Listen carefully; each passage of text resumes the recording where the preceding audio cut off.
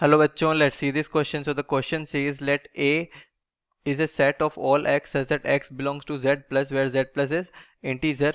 B is a set of all x such that x is a multiple of 3 and x belongs to z, that is integer. This is positive integer in A. Then C is for all x such that x is a negative integer, and D is for all x such that x is an odd integer. We have to find B intersection D. So solving this question solve करने से पहले हम की concepts discuss कर लेते हैं जो यहाँ पे यूज़ होने वाले हैं. सॉल्यूशन की कॉन्सेप्ट्स जो हम यूज़ करेंगे वो होंगे कि फर्स्ट थिंग हमें आइडिया होना चाहिए कि हम सेट्स को किन तरीक़ों से रिप्रेजेंट कर सकते हैं. सपोज़ यहाँ पे हमें इस तरीके से दिया गया है कि एक ए सेट है and a set is such that A is for all x such that there is a condition, let us say condition 1 it fulfils. Then हम कंडीशन 1 को यूज़ करके कंप्लीट सेट को फॉर्म कर सकते हैं. सो इसे हम सेट बिल्डर फॉर्म कहते हैं. इस पर्टिकुलर फॉर्मेट को सेट बिल्डर फॉर्म कहते हैं. और अगर हमें इस तरीके से दे रखा है A as elements x1 x2 x3 and so on, then it becomes a roster form. So this is roster form of set. Now अगर हम suppose this is key concept 1. Now अगर हमें एक और सेट दे रखा है set B is for all y, let variable be y such that there is a condition 2, then हम कह सकते हैं कि A इंटरसेक्शन B, हमें इंटरसेक्शन पता करना है. So intersection is such that intersection A intersection B की वैल्यू होगी, this is for all, let us say Z be the variable, this is for all Z such that condition 1 and condition 2 both are fulfilled. मतलब कि जो ऐसे elements जो condition 1 और condition 2 दोनों को फुलफिल कर रहे हैं वो ही इस पर्टिकुलर सेट में आएंगे. या फिर ये कहें कि जो एलिमेंट्स सेट ए और सेट बी में हैं वही elements set A intersection B में आएंगे जो कॉमन एलिमेंट्स हैं. तो ये होता है इंटरसेक्शन का डेफिनेशन, और ये कह सकते हैं इस तरीके से हम सॉल्व करेंगे. और अगर हम वेन डायग्राम देखें इस चीज़ का, suppose this is universal set. ये अगर यूनिवर्सल सेट अज्यूम करें और हमें ए और बी हमने अज्यूम किया है, सो let us say this is A and this is B. these two sets are representing A and B and we have an intersection, right? So जो common portion है, this is common portion, right? In both A and B, so this represents A intersection B. So we can say this highlighted portion is A intersection B. तो ये हमारा Venn diagram हो जाएगा A intersection B का. So solving this question, we have B intersection D that has been asked to us. So let us see B and D.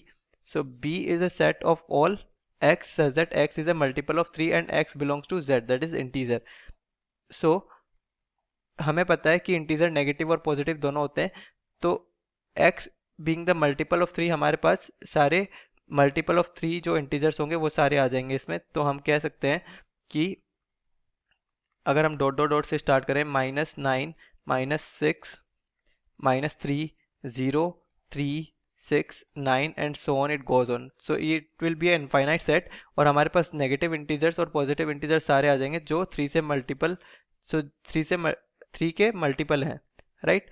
Similarly हमारे पास D is a set of all x such that x is an odd integer. That means हमें सारे odd integers देखने हैं जो कि negative और positive दोनों होंगे.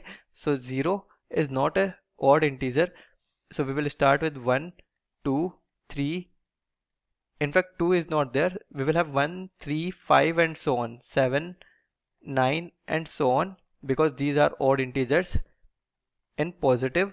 And similarly we will have -1 -3 -5 -7 and so on in negative odd integers, right?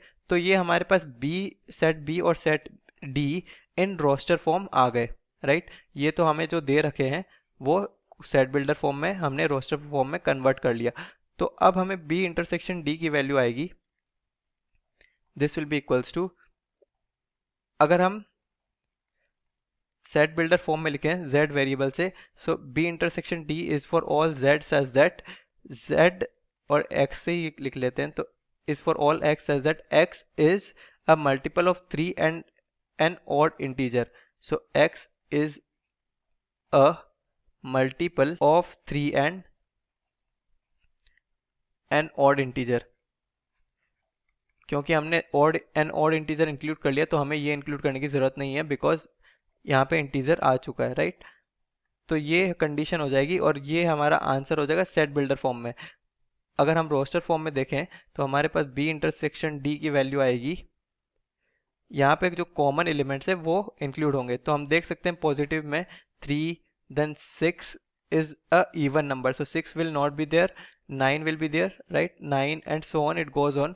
सो हमारे पास जो एलिमेंट्स होंगे वो होंगे पॉजिटिव में starting with 3, right, 3, then 6 will not be there, so 9, then 12 will not be there, so 15 and so on. So there will be a gap of 6, right? So it goes on like this, and similarly हमारे पास negative में भी होंगे, so -3, -9, -15 and so on, -6 के gap के साथ ये fill होते जाएंगे। So this will be the answer of B intersection D in roster form. This is in roster form, right? So this is our final answer. This is in roster form and this is in set builder form. This is in set builder form.